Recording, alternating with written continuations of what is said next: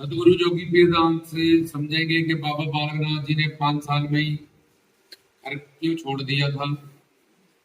क्योंकि बाबा जी को एक तो वात्सल्य भाव का मां रत्नों को, और गुजरात जूनागढ़ में जहाँ अवतार हुआ था विष्णु लक्ष्मी जी के घर, उनको भी अपने वात्सल्य भाव का प्यार देना था, पुत्र भाव का। और मां रत्नों को भी 12 घड़ियां जो सेवा की थी, 12 साल उनका पुत्र बन के वहां उनको भी पुत्र का प्यार देना था। एक तो कार्य ये था। दूसरा, बाबा जी बाल ब्रह्मचारी रूप में शिव के वात्सल्य रूप अवतारित थे, ये था। और तीसरा जो ज्ञानवान बात है कि बाबा जी को पता था कल करे सो आज कर, आज करे सो अब, कल में मरने होएगी, बाहर ही करोगे। अब कि ये मानव चोला इससे पहले छिन जाए, ये छिन बंगुर है, इसका कोई टाइम नहीं, इसकी मृत्यु ऐसे 1 मिनट में हो जाती है। दिल बंद हो गया, दौरा पड़ गया, दिल का दौरा, और मर गया उसी वक्त। दिमाग की नस फट गई, उसी बिल्कुल तंदुरुस्त था बैठा बैठा, तो एकदम से मर, क्योंकि जब टाइम आ गया तब बीमार है नहीं है, तंदुरुस्त है नहीं है, इससे कोई मैटर नहीं करती बात। बीमार लोग अपनी वजह से होते हैं, लेकिन जितनी जिंदगी है अगर तुम सही अपने शरीर की प्रवृत्ति को समझो, और प्रारब्ध जन्म में कुछ दुख हो सकते हैं जो बचपन से थे, बाकी सारी बीमारियां खुद ही लोग अपने आप को लगाते हैं, कुछ स्ट्रेस से, टेंशन से, मानसिक चिंताओं से, या गलत खान पीन से। तो बाबा जी को ये पता था कि ये चोला ऐसे उन्होंने क्योंकि उतार ली है वात्सल्य भाव में एक बालक के हिसाब से कि गुरु बनाने बहुत जरूरी है। इससे पहले मृत्यु किसी को मार दे, उठ जाग, और शास्त्र कहते हैं गुरु के पास जा और वहां से शिक्षा दीक्षा प्राप्त कर। अगर तूने शिक्षा दीक्षा प्राप्त नहीं की तो कई करोड़ों कल्प तक तुझे कुत्ता बिल्ला बंदर बनना पड़ेगा, और ये भी सारे तेरे फैमिली मेंबर बढ़ेंगे, और हर जन्म में नए नए बनते जा रहे हैं, बनते जा रहे हैं, बनते जा रहे हैं, बनते जा रहे हैं। इसलिए उठ जाओ। गुरु के तो अपने प्रॉफिट की बात चाहता है और सोचता है मुझे दुख ना हो, तो संसार से इतने बड़े दुखों से तू परेशान है, आगे कुत्ता बिल्ला बंदर बनेगा, रोटी कपड़ा मकान का संघर्ष करेगा, यमदूतों से मार खाएगा, माँ के पेट में उल्टा लटकेगा। इसलिए उन्होंने कहा कि जैसे चोर है, इससे पहले पुलिस आ जाए तो सबको चोरी लेके भागता है, इससे पहले मृत्यु हो जाए। जैसे बुड्ढा पीर जी ने गुरु नानक देव को कहा था कि रोटी खाओ तो पेट भर जाता है, लेकिन भक्ति करो, सिमरन करो तो दिल करता है और करते जाओ, करते जाओ, करते जाओ। गुरु नानक पातशाह जी को वो छोटे से थे तब, ऐसा क्यों है बाबा जी? तो उन्होंने कहा तू बड़ा छोटा है और इतनी सियानी बातें करता है, बुजुर्गों जैसी बातें, सियानक जैसी बात करता है। उन्होंने उनका नाम ही बूढ़ा पीर रख दिया था कि ये बात तुमने कहाँ से सीखी है?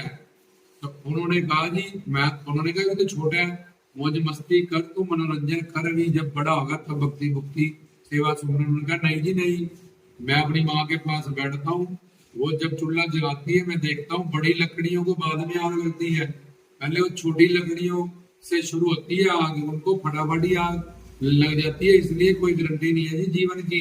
मेरे से छोटे मर गए लोग, 2 साल में मर गए, माँ के पेट में आगे मर जाते हैं बच्चे 2-3 महीने में। तो मैं इस झूठी आस्था में नहीं रहूंगा, विश्वास में। आप तो मुझे ज्ञान दे, मेरी बात का जवाब। उन्होंने नाम ही बुड्ढा पीर उनका रख दिया था। ऐसे ही ध्रुव प्रहलाद थे, अपने माँ बाप से पूछा कि तुम्हें कोई ज्ञान है वेद शास्त्र? उन्होंने बोला कुछ नहीं, बट ठीक है शरीर के माँ बाप हो इसलिए तुम्हें प्रणाम है, लेकिन हमारी भक्ति की दुनिया में टांग नहीं है, खड़ा नहीं है। तुम शरीर के माँ बाप हो इसलिए हम एज ए शरीर तुम्हें प्रणाम करते हैं, लेकिन अगर दीवार बड़े हो हमें यहाँ लाने का ये शरीर, लेकिन हमारी भक्ति में दीवार नहीं बनना, इसका हक नहीं है किसी को भी। मेरा हरि गुरु को आनी, मेरे माता पिता पति, तुमने क्या किया है?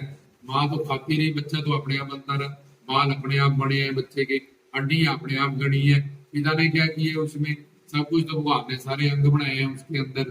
तो उनकी पिछली साधना थी, भक्ति थी, जो इसमें जो तत्व ज्ञान है बाबा जी ने हमें सिखाया कि टाइम वेस्ट ना करें, जल्द ही गुरु के पास जाए, तत्व ज्ञान प्राप्त करें, शिक्षा दीक्षा प्राप्त करें, अपने जीवन को जो करने आए हैं पहले वो टिकट ले ले, फिर बाकी सब कामों के बारे में सोचे। या अगर हम गृहस्थ जीवन में भी हैं और घर परिवार में ड्यूटी करें और आत्मा के कल्याण के लिए सेवा सिमरन भक्ति करेंगे ये अवसर फिर नहीं मिलेगा करोड़ों कल्पों के बाद। और ये शरीर जिसको पाने को देवी देवता तरसते हैं, गुरु की साधु संत की धारण करके लोगों का कल्याण करते हैं, वो शरीर को आने तुम्हें दिया जो जिससे किसी भी लोक में जाया जा सकता है, जन्म मरण से मुक्ति पाई जा सकती है, जिसके पास ज्ञान शक्ति है, जो कर्ण युग में ये देवी देवता पाने को तरसते हैं। नर अवतार प्रभु राम कृष्ण इस नर लीला करते हैं, इस अवतार में नर चोरे को धारण करके वो शरीर तुम्हें मिला है, और तुम ऐसे ही हीरा जनन कूड़े के भाग गवा दोगे तो भगवान फिर तुम्हें इसकी अहमियत दिखाएगा कि ये शरीर तुमने ऐसे खोया ना, अब तरस इस शरीर के लिए।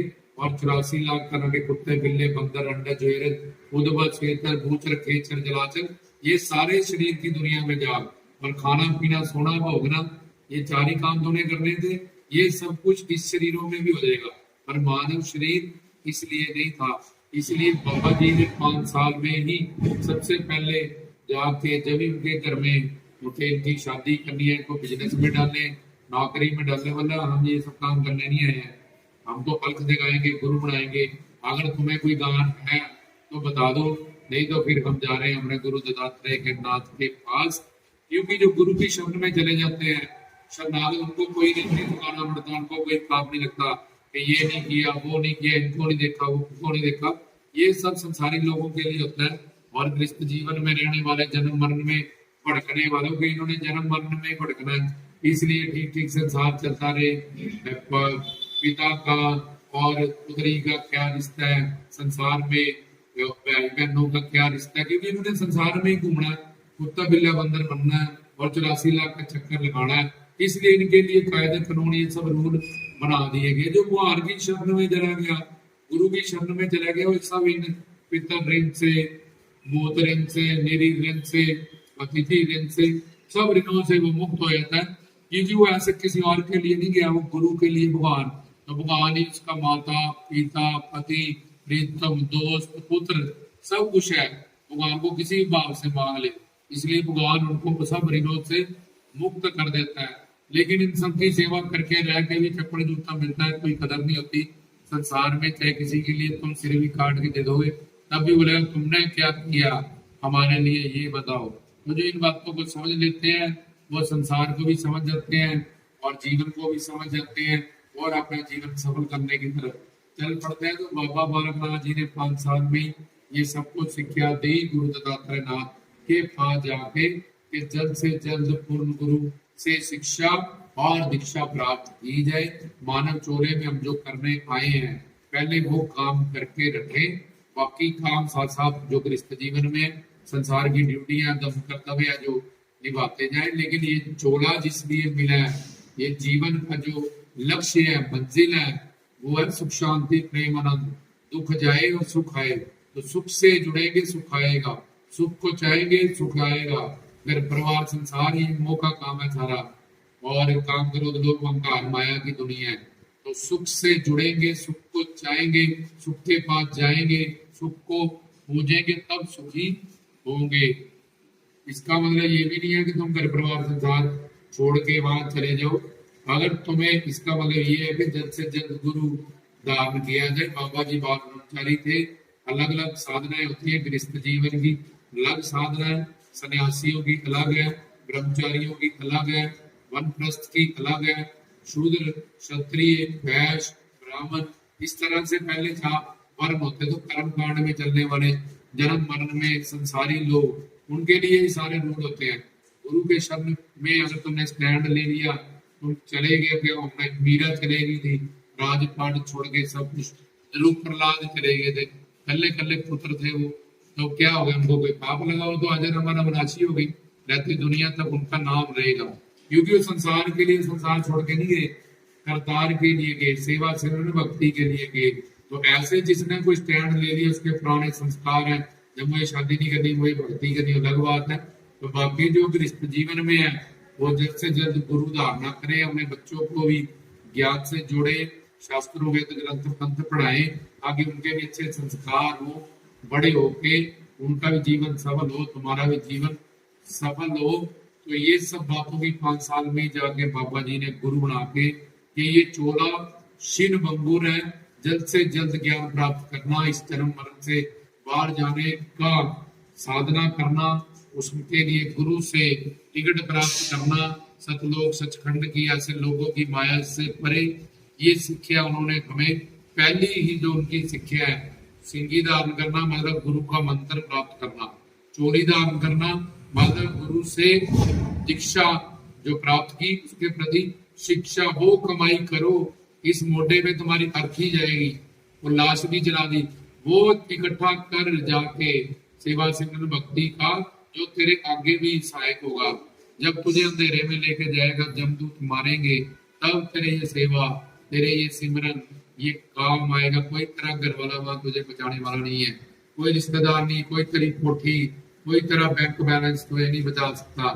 तब तुझे ये सारी चीजें वहां बचाएगी, तब तुझे पता चलेगा आज मैं और भक्ति करता, और सिमरन करता, तो आज मैं और भी तरक्की पा लेता, और भी मेरा प्रोग्रेस हो जाता। तो इसलिए जो करना है वो जीते जी करना है, मरने के बाद कुछ नहीं होता। संसार में भी जो करते हैं इस शरीर से करते हैं, इसलिए भक्ति की दुनिया में भी ये शरीर रहते रहते ही अपने जीवन को पहले सफल करना है, ज्ञान लेना है, शिक्षा दीक्षा लेनी है। तो बाबा जी ने चिंता मतलब शब्द सुरती का ज्ञान प्राप्त करो। दूसरा सिंगी मतलब कि सिमरन करो, गुरु बना के नामदान प्राप्त करो। और तीसरा चोली वो खजाना प्राप्त करो, दहेज, जैसे बेटी को दहेज देते हो ससुराल में सुख मिलेगा, तो कोई नहीं तुम्हें वहां आके जाके पूछेगा, मारेंगे यमदूत। अपने लिए भी दहेज इकट्ठा करो। ये कुछ बातें बाबा जी ने हमें बचपन में सिखा दी थी, जो एंड तक बूढ़े होके भी लोग नहीं सीख पाते। जय